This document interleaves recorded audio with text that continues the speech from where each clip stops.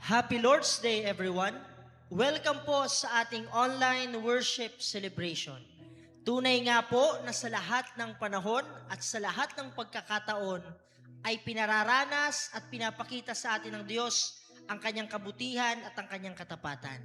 Kaya sa mga pagkakataon po ito, marapat lamang po na alayin natin ang pagsamba at pagpupuri ang Panginoon bilang tugon po sa kanyang kabutihan at katapatan sa ating mga buhay. Tayo po ay mag-alay ng papuri sa ating Diyos sa buhay.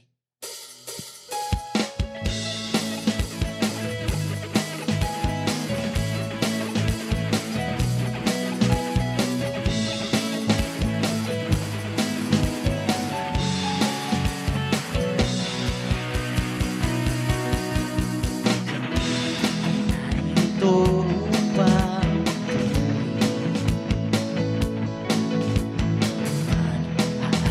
pagsambang nananagi sa nag-iisang Diyos, sa nag-iisang Diyos, sa tunay na Panginoon, kabutihan mo walang hanggan. Kami ay narito upang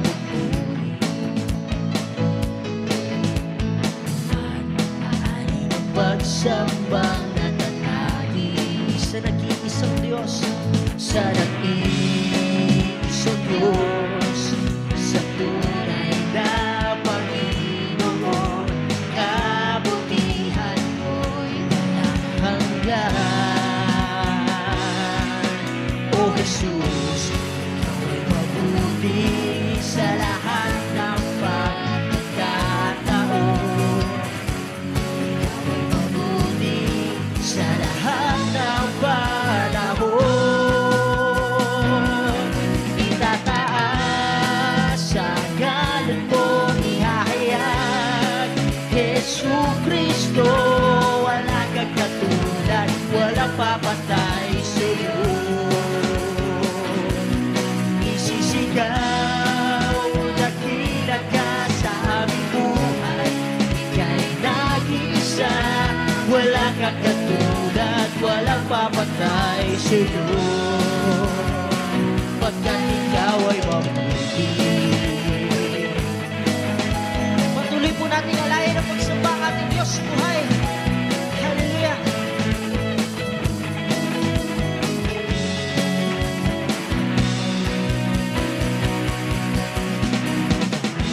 Ay narito at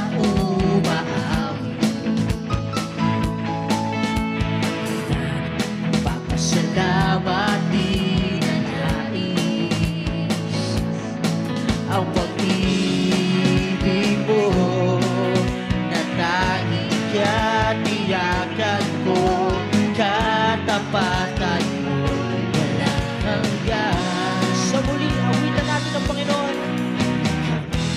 Ay naririto at umaawi, nagpapasalamat.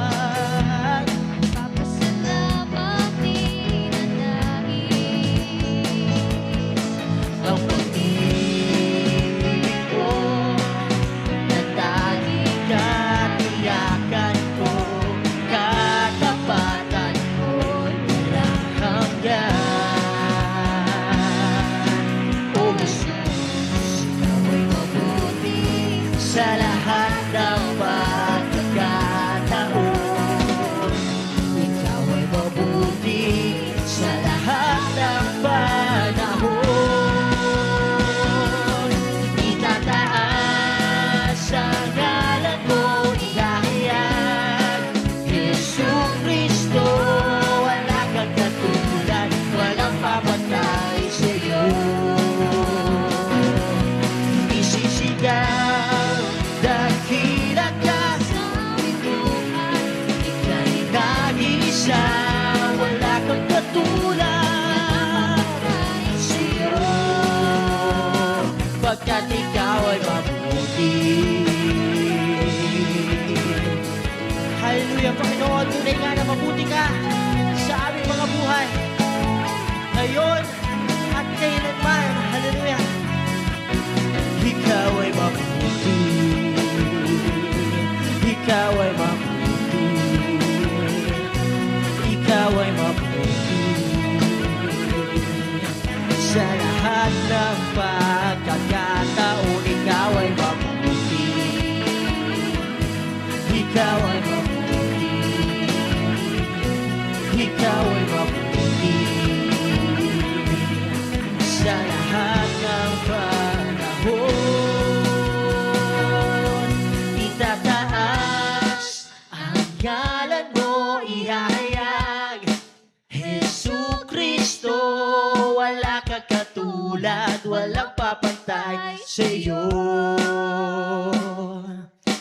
Isisigaw, dakila ka sa aming buhay.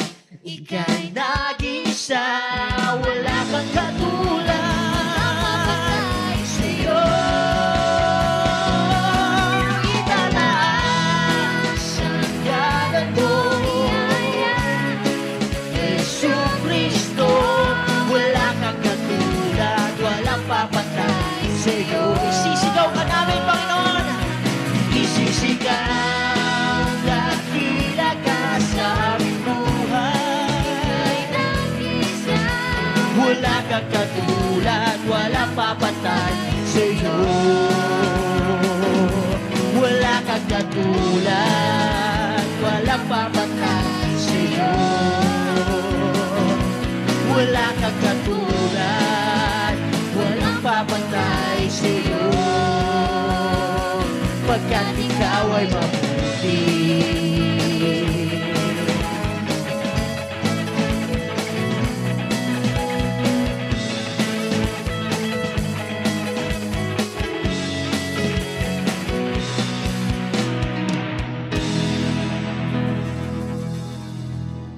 Hallelujah. Tunay nga po na tapat at mabuti ang Panginoon sa ating mga buhay. Na kahit ano po ang ating pinagdaraanan, ating mga suliranin at problema na kinakaharap, nawa ay palagi nating alalahanin na mabuti ang Panginoon. Na anumang nangyayari sa atin ay may rason at para sa ating ikabubuti. Hallelujah. Kaya sa mga pagkakataong ito, patuloy po nating alayan ang pagsamba ang ating Panginoon. Patuloy nating dakilain ang pangalan ng ating Diyos sa buhay.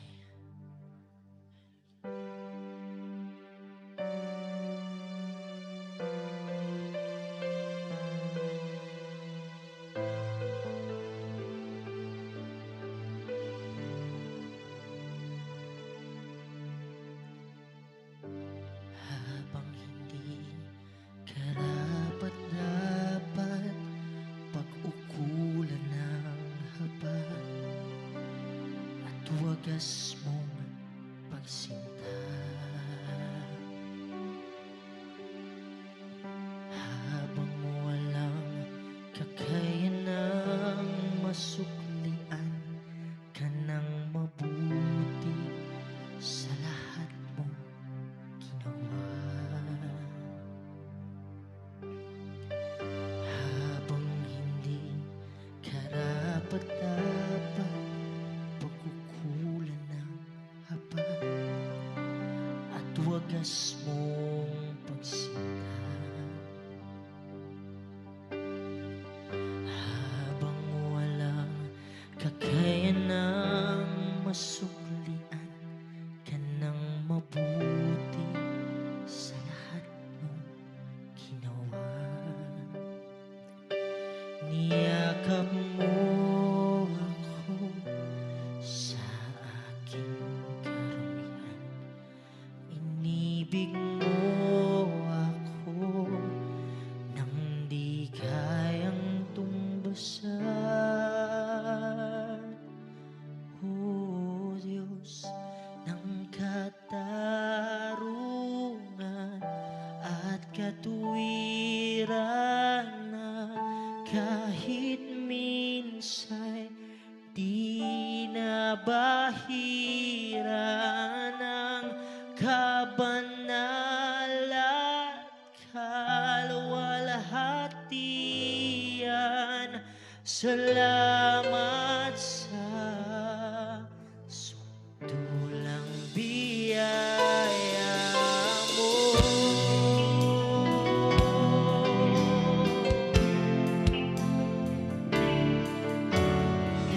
Ang walang salang manunubos na umako ng parusa nararapat sa akin.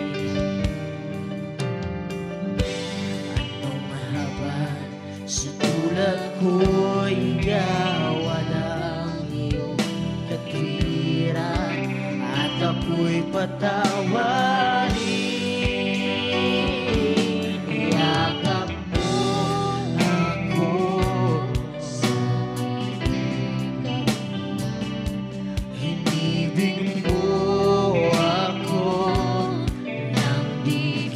kayang tumbasan, yakap mo ako sa aking karumihan.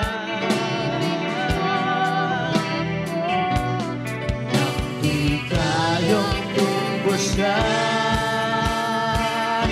O Diyos ng katarungan at katuwiran na kahit minsan di napahira na kabanalan kalawalhatian. Salamat sa sumulang biyaya mo, O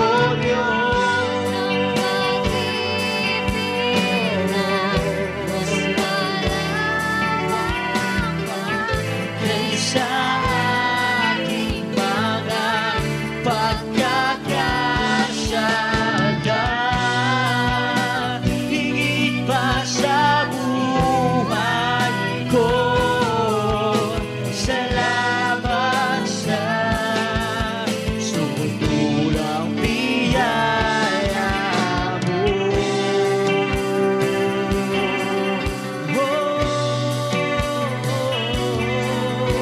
Salamat sa biyaya mo, Panginoon.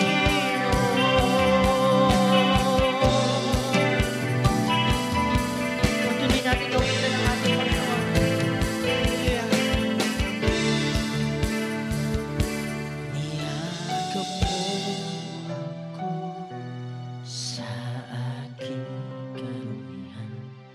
Inibig mo ako nang di kayang tumbasan. Niyakap mo ako sa aking karumihan. Nang di kayang tumbasan, O Diyos ng katarungan at katuwiran na kahit minsan di napahira na kalawalhatian. Salamat sa sukdulang biyaya mo.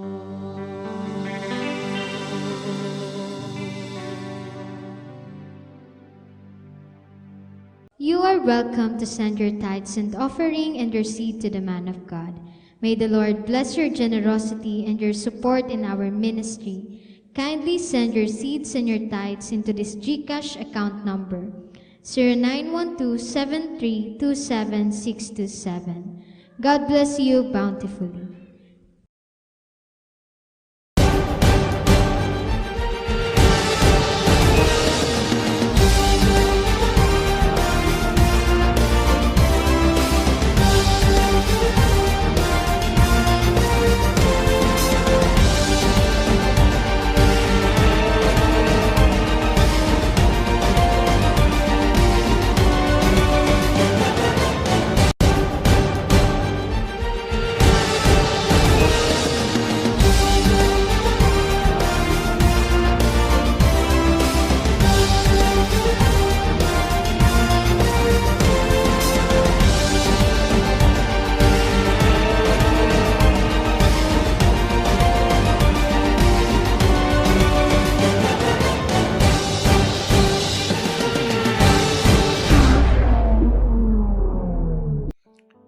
Happy Lord's Day po sa ating lahat. Welcome po sa ating online worship celebration at sa ating on-site worship celebration. Sabay-sabay tayong magpuri, sabay-sabay tayong maghandog, umawit ng pasasalamat sa Diyos, at sabay-sabay tayong matuto ng mga aral ng ating Panginoon. Mahalaga po, nais ko pong ibahagi sa araw na ito. Ang aking temang ibabahagi ngayon ay may pamagat na ang 8 kahon ng buhay. Ang 8 kahon ng buhay. Ito ay para sa isang buhay na may kabuluhan. Kapatid, kung bibigyan ka ng 8 kahon at sasabihin sa iyo na ilagay mo ang buong buhay mo roon, ano kaya ang makikita? May laman ba o puro pagsisisi? Ang buhay natin ay nahahati sa mga kahon.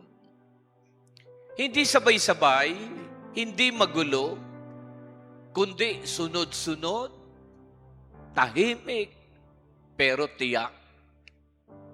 At ang tanong, pinupuno mo ba ang bawat kahon o pinapalampas mo lang? Sabi ng Ecclesiastes 3 verse 1, may takdang panahon ang lahat ng bagay sa ilalim ng lupa. Ngayon, buksan natin isa-isa ang 8 kahon ng buhay. At habang binubuksan mo ito sa isip mo, tanungin mo ang sarili mo, nasaan na ako? Ako ba'y handa na? Una ay ang kahon ng pagiging inosente. The box of innocence. Ito ang kahon ng pagiging bata. Ang mundo sa kanya ay parang isang napakalaking laruan. Basta andyan si nanay, andyan si tatay, masaya na sa kasimplihan ng buhay. Laro, kain, tulog. Walang takot, walang duda. Buo kung magtiwala. Kapag sinabi mong may Diyos, maniniwala agad. Kapag manalangin, totoo. Kapag umiyak, walang arte. In Matthew 18:3, malibang kayo'y tumulad sa mga bata, hindi kayo makakapasok sa kaharian ng langit. Pero habang tumatanda tayo, bakit nagiging komplikado ang lahat? Natutong magduda, natutong magalit, natutong masaktan, natutong magkimkim, at unti-unti nawawala ang simpleng pananampalataya. Kailan ka huling naniwala sa Diyos nang walang alinlangan? Hindi mo kailangang bumalik sa pagiging bata, pero kailangan mong ibalik ang pusong marunong magtiwala. Pangalawang kahon is the box of discovery. Ang kahon ng pagtuklas. Ito ang kahon ng bakit. Bakit may Diyos? Bakit may sakit? Bakit umiiyak si nanay? Bakit galit si tatay? Bakit may ineksyon? Bakit ako? Ito ang panahon ng kaalaman. Pero ito rin ang simula ng paglayo. Mas nagiging matalino, pero minsan mas nagiging malamig. Kawikaan 1:7, ang pagkatakot sa Panginoon ang pasimula ng kaalaman. Hindi masama ang magtanong, pero delikado kapag ang pinaniwalaan mong sagot sa tanong mo ay inilalayo ka sa Diyos. Yung mga nalaman mo, inilapit ka ba sa Diyos o inilayo? Ang talino mo na kasi. Sa sobrang talino mo sa mundo, napalayo sa Diyos. Ang dami ng reasoning na alam. Rason na siyang humadlang na dapat sana ay naglilingkod ka sa Diyos. Napansin mo ba? Nung maliliit pa, na isasama mo. Nung lumaki na, tumalino, ayun, lumayo sa Diyos. Ang tunay na kaalaman ay hindi nagmamataas. Ito ay yumuyuko sa may likha. Kumikilala sa Diyos ang tunay na may kaalaman. Pangatlong kahon ay ang kahon ng pangarap. The box of ambition. Ito ang kahon ng gusto kong maging. Marami kang plano, may target ka, may vision ka. Ang taas ng pangarap mo sa buhay. Pero minsan, puro ako. Ako ang yayaman, ako ang sisikat, ako ang magiging successful. Sabi ng Kawikaan 3:5-6, magtiwala ka sa Panginoon at itutuwid niya ang iyong landas. In Jeremiah 29:11, may plano ako para sa inyo, sabi ni Yahweh. Ang tanong ay ganito, kasama ba ang Diyos sa pangarap mo? O extra lang siya? Hindi mali ang mangarap, pero mali kung ang Diyos ay wala sa gitna nito. Success without God is emptiness. Pang-apat na kahon ay ang kahon ng pakikibaka. The box of struggles. Ito na yung kahong ayaw mong buksan. Kahon ng broken dreams. Kahon ng heartbreaks. Failures. Disappointments. Pagod. Pagkawala. Iniwan. Nasaktan. Lumuha. Kahon na sobrang daming struggles sa buhay. Ito yung panahon na sasabihin mo, Lord, nasaan ka? Panginoon, nasaan ka?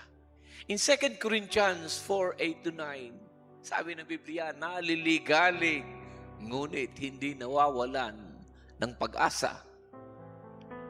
In Romans 8:28, ang lahat ng bagay ay nagkakalakip-lakip sa ikabubuti.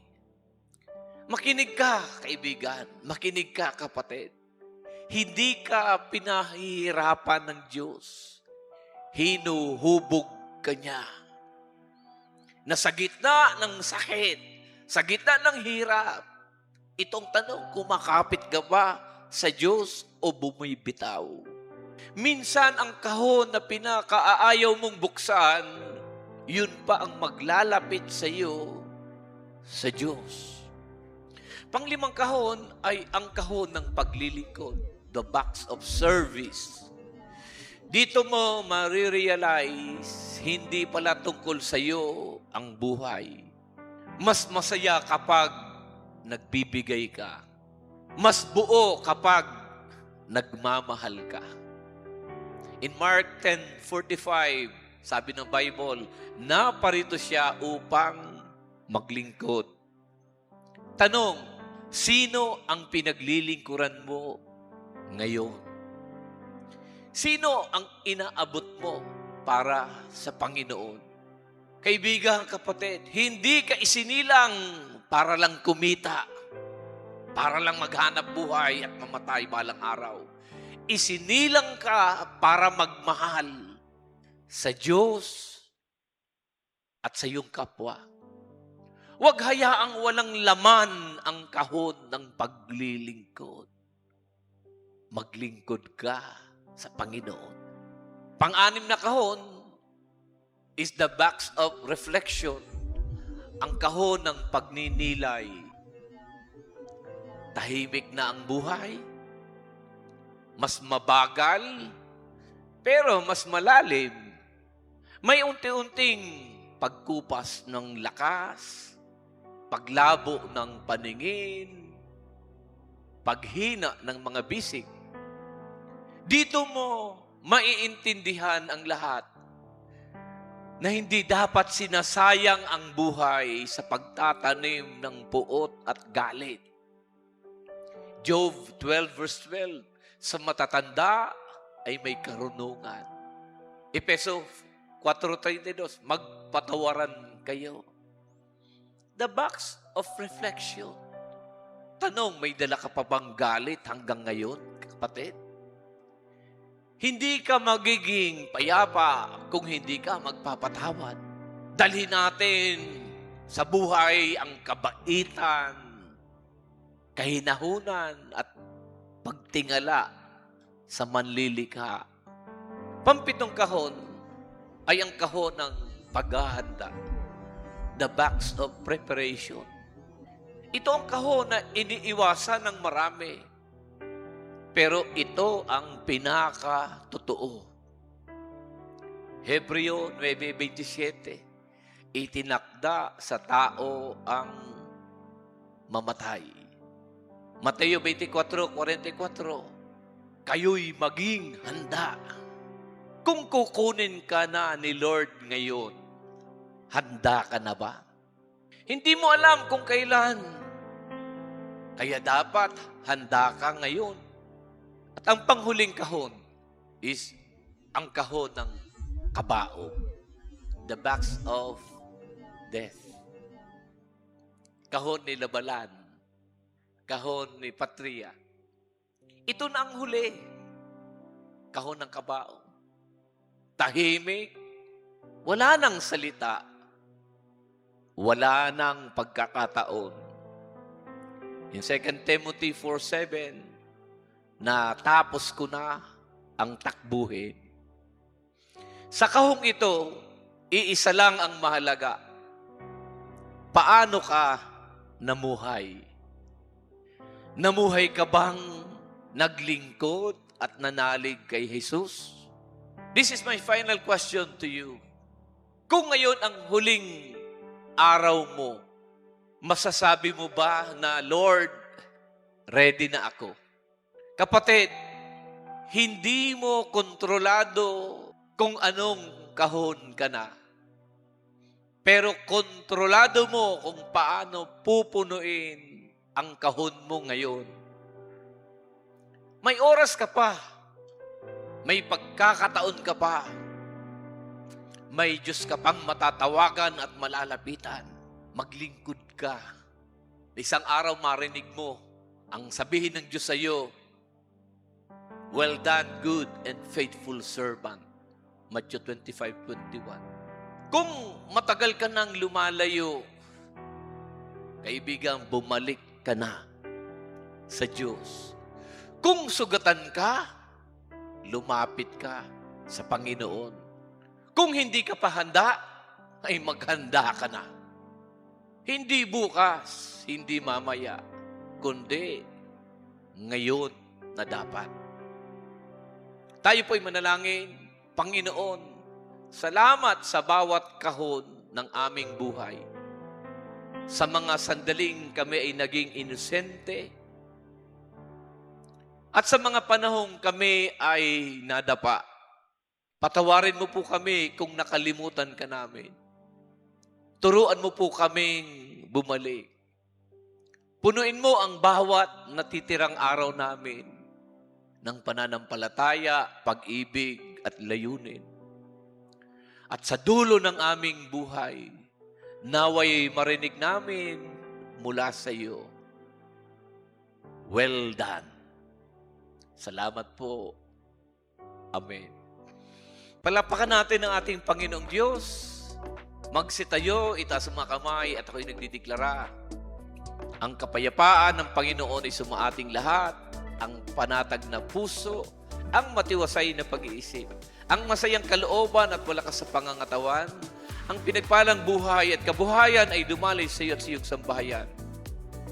Pakaingatan ka ng Diyos sa isang buong linggong darating at ang kapayapaan niyang maghari sa atin. Tanggapin natin lahat ito sa pangalan ng Ama, ng Anak at ng Espiritu Santo.